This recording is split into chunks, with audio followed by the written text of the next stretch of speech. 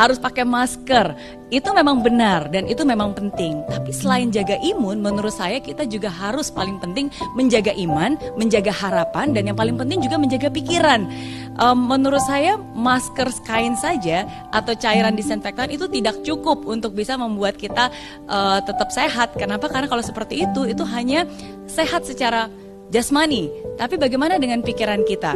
Mungkin kita mendengar istilah di rumah saja. Ya seringkali kita di rumah saja, kitanya nggak kemana-mana, tapi pikirannya kita yang kemana-mana. Kita mendengarkan berita, kita menonton hal-hal yang mungkin seringkali itu menakutkan.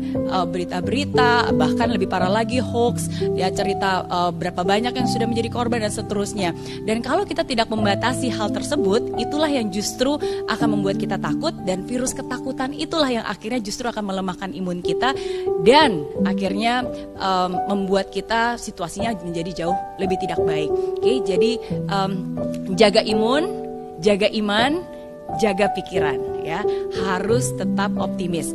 Seperti apa kamu di masa depan itu sangat bergantung dari dengan siapa kamu bergaul, apa yang kamu tonton setiap hari, apa yang kamu dengar setiap hari, apa yang kamu baca setiap hari. Jadi kalau kita sangat hati-hati dengan apa yang masuk ke dalam badan kita, yang kita makan, yang kita pegang, hati-hati juga dengan apa yang masuk ke dalam pikiran, yang Anda baca, yang Anda tonton. Oke, nah hal yang berikutnya, oke, menurut saya di situasi sekarang ini, jangan protes. Ya, jangan protes, tapi kita harus berproses. Nah, ini juga satu hal yang menurut saya sangat penting gitu. Kita jangan lagi yang namanya protes sana sini. Awalnya mungkin kita pasti kaget ya, karena ini kan sesuatu yang baru. Mungkin ada yang merespon dengan marah, mungkin ada yang merespon dengan panik. Tapi we have to move on gitu. Ini kan sudah 1 bulan lebih. Kita harus maju ke depan dan seperti apa? Oke, jadi jangan protes. Semua orang juga susah, semua orang juga mengalami hal yang sama, tapi kita harus berproses. Saya kasih satu analogi. Oke, kalau Anda tahu seekor ulat, oke, seekor ulat itu bertransformasi. Ulat itu harus menjadi kepompong dulu.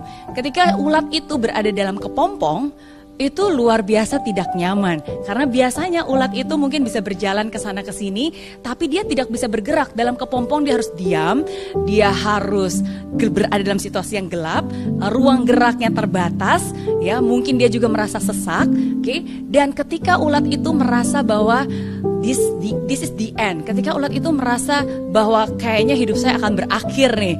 Oke, tapi justru di saat itulah ulat itu akhirnya berubah menjadi seekor kupu-kupu yang luar biasa, yang jauh lebih indah. Dan menurut saya kita itu seperti ini keadaannya. Mungkin awalnya kita bebas bisa melakukan banyak hal, tapi sekarang seperti ulat yang berada dalam kepompong, kita terbatas, oke? Kita juga merasa tertekan mungkin, tapi again, ini adalah proses yang harus kita lalui supaya setelah semua ini berakhir kita bisa menjadi manusia yang lebih baik lagi, yang sudah bertransformasi. Oke, saya percaya tidak lama lagi kita pasti akan melewati masa-masa sulit ini. Saya juga percaya bahwa kita pun akan bisa kembali bergandengan tangan, bisa merangkul, bisa berpelukan, bisa merayakan kemenangan.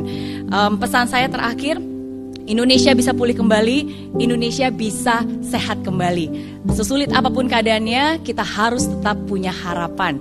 Sesulit apapun keadaannya, kita harus tetap bertahan.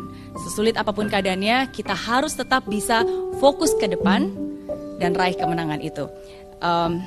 Indonesia, kita pasti bisa. Bersama melawan corona, Indonesia pasti bisa.